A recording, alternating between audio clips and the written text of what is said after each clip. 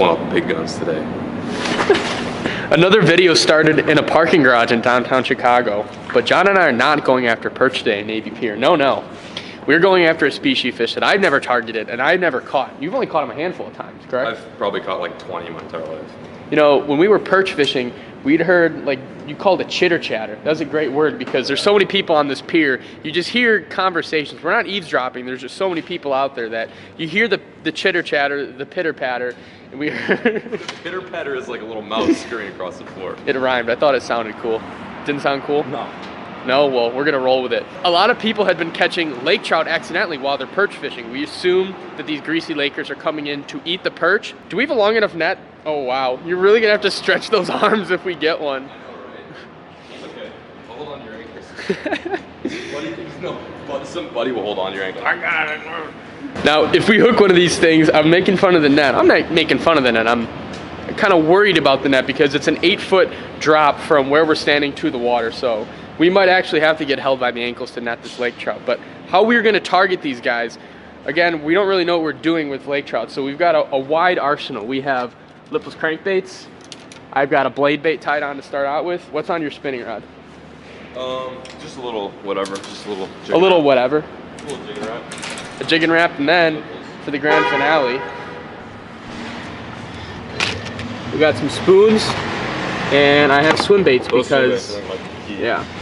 One of the main reasons John and I wanted to come back and target these lake trout, we're very content knowing we might very well not catch one. We have no idea how many are down there. We're not just going to fish Navy Pier. We might go to Montrose and stuff like that. But just the sheer amount of fish that are down there makes it such an incredible opportunity for us to film cool content for you guys. Like, we dropped my bummy camera down there that's films horrible quality, but the camera was even straight because of how many perch were running into the camera and all that. John bought a pretty nice aqua view that he has no idea how to use, but we're going to try to use it. So maybe his video will have a lot of cool underwater footage. I'm going to try my best to get some awesome underwater footage today. We'll see what happens because John and I don't know where this video is going, so we'll see where it takes us. Neither do you guys. No, nobody knows. I keep burping up Whole Foods eggs right now. I don't know if that the Whole Foods stuff never sits well with me. It's just. Wow, we're at the very end. I like that. We can actually cast our swim baits here. No one goes. Well, it's probably because they don't need to walk far. There's so many down there.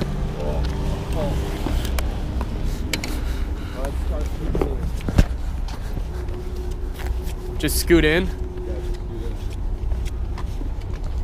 There's a lot of birds out here. A lot of birds out here. They're divers. I wonder if they eat the perch. No, they do, 100%. Do you not see them come up? Look at that up here. Look up. All the divers are not in here. Yeah, all the birds are over here. Let's follow the birds. These guys that were gobbling perch last time we were here, do you not see them? Oh, he's got one in his mouth. Yeah, Look at that. These are perchy. These are all divers. Every single one of these, dude, all those birds have perch in their mouth. Yeah. Whoa. Start here. Yeah, I'm starting all here. The birds. Yeah, dude, right here. Not a single right here. little bird. Here's what I'm starting off with. The OG original silver buddy. If you guys watched the last video and saw how many perch are down there, leave a comment below right now on how many perch you think I'm gonna snag today. John, what do you think it is? A decent amount. Yeah, it's so much nicer today. Yeah, it's about 10 degrees warmer and 10 mile per hour less wind, so it is so much more pleasant to be out here right now. And the funny thing is John was way underdressed last time. This time he's got bibs. Yeah. You got gloves too, like way more layers.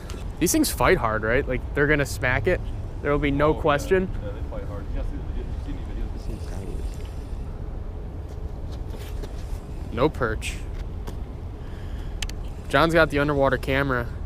He's combing the desert right now, and it is a desert. There's no perch in this spot. Maybe we're the dumb ones. Maybe this is why there's no one out here.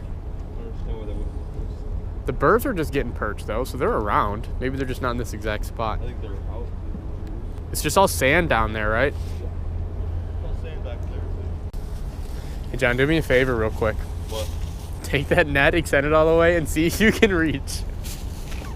I'm really curious. Yeah. It might be able to. Oh, that's okay. I don't know why I was ripping on it. That's a great net option. No holding each other by the ankles today. Negative. I'm down to catch the new state record. The new state record smallmouth is out here. It's swimming out here somewhere. The state record's not that big. It's 6.5. Who's done? to the bottom. I'd be lying if I said I didn't get a little bit excited. Oh, it's coming up. Oh, no, I got it out. It lives to fight another day. I was pulling it up. I don't know what it could have been. Body. Don't even say that. I'll bet you if you scuba dive down here, of course it's illegal, but you could find so much cool stuff down there. Especially because the water's pretty clear. That's a bucket list thing of mine, even though it's totally illegal. I looked into scuba diving in the harbors of Chicago and stuff like that. Not allowed. I was pretty bummed about that when I was doing like underwater fishing over the summer. John just walked. How far did you walk? Like almost to the end? It looks sick over there. Like there's a bunch of like there's stuff. There's so much stuff in there. Well, there's just stuff over there, but there's no perch. No perch. No perch, no lake trout on this entire end of the pier. So I think we were the dumb ones, and there's a reason why everyone's over there. It's because that's where the school of perch is. So we're gonna move over there and kind of take 5 minutes in every open hole and try to see if we can pick off some Lakers. To show you guys exactly what John's using, it's just an OctaView camera. It's pretty janky, honestly. I would not recommend buying this. But it's the only thing that the industry has right now. So how many are there? Oh, I just hit one with the camera. Look at that. There's all the perchies down there. Well, they're definitely over here now. So all we're gonna do is we're gonna take every little open pocket we can find, just fish it for 5-10 minutes. If there's no active Lakers, keep moving. That's our best guess at what to do anyway. So if you guys didn't see the last video, there is thousands, if not hundreds of thousands, if not millions of perch. I was thinking millions. That one just day we that put the size. camera down. Yeah. A good 5 to 7 inch perch. You can't even see it in John's hand. It's so small. It's so tiny. All bite, no brain. Show him your big fish, John. Look at this little guy. What do you think, Chris? I don't know. The action today is not nearly as strong. When we were here 2 days ago, we could look down and everybody would be hooked up almost the whole time. And now fish catches are quite scarce. Like I'm just looking down. They're really small. Yeah, and they're much smaller, which the size might not be a bad thing for targeting lake trout trying to eat them, but there's a couple other harbors we feel like we might have a better shot at due to our years of experience. Yeah. Got a lot of lake trout experience in my belt. So John and I about to abandon Navy Pier, but before we go, we saw someone with some Laker gear and a very long net. So we were gonna go pick his brain a little bit and see what he can tell us about lake trout fishing, because we know nothing. We do not know where to start, barely even what lures to throw. So whatever knowledge this guy is willing to give us, we are going to take. Hate to bother you, but we saw the big net. We're heading over to Montrose. We want to target some Lakers, but we have no idea what we're doing. I got a blade bait out. Go to Montrose? Is that not the place to go? We figured it was closest to the main lake. Yeah, I figured there'd be a lot of Lakers there. Here. Really? Here for Lakers? DuSable, if you guys feel like walking. Thank you, sir. My name's Chris. Yeah, John. Chris Nice as well. Pleased to meet you. I'm down here with a couple other guys pretty much every weekend. So if you got any questions, feel free. If you find me online, look me up. Thank you, I'm man. always running here, and I'm always willing to, you know, if you're doing it right and you're really enjoying it. Yeah, paint it forward. Let's see if we can hone in on it. Thank you so much. I hope you guys get into something. Yeah. Thank you, sir. Good fishing. And then do the walk down. We just got an A+, like 15-minute lesson from like a 40-year-old expert.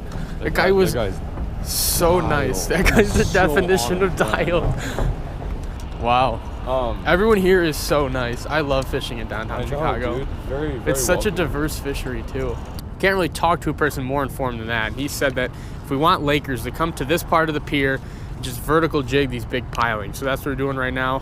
After this, we are probably going to move harbors, but this is definitely worth like a half hour of our efforts. First spot? First spot, not so good. Second spot, hopefully better. Gave the end of Navy Pier about 30 minutes, did not catch anything there thanks to the help of that super helpful angler out at the pier. He was also named Chris, mad props to him. We now just drove about 4 miles north. We are about to fish a different harbor. It's a much different situation. That one was just kind of like a pier that goes out into like a giant bay almost. This is a harbor with a very small inlet. He told us to focus in on the inlet and that there still be some king salmon around. There could be some steelies, lake trout, but there's fish right here. So hopefully we can tie into some. The big fish mission in downtown Chicago is not over yet. Well, this new harbor has kind of been a bust. I've broken off 2 lures already, and John has been messing around with his underwater camera everywhere, and he has not seen a single fish yet. Definitely not an ideal sign, and that's why that underwater camera is so effective when you're fishing areas with clear water. There's no guesswork. If they're there, you can see them. So what do you want to do, pal? Omelets. John wants to take an omelet break. He's pretty hungry. That really doesn't sound like that terrible of an idea. Might take an omelet break and go out for an afternoon sesh, because this has been pretty defeating in the 3-4 hours we've been at it up in here. John's just quitting. He's sitting on the ladder. He just turned his GoPro off. He's ready. Are you ready to jump in?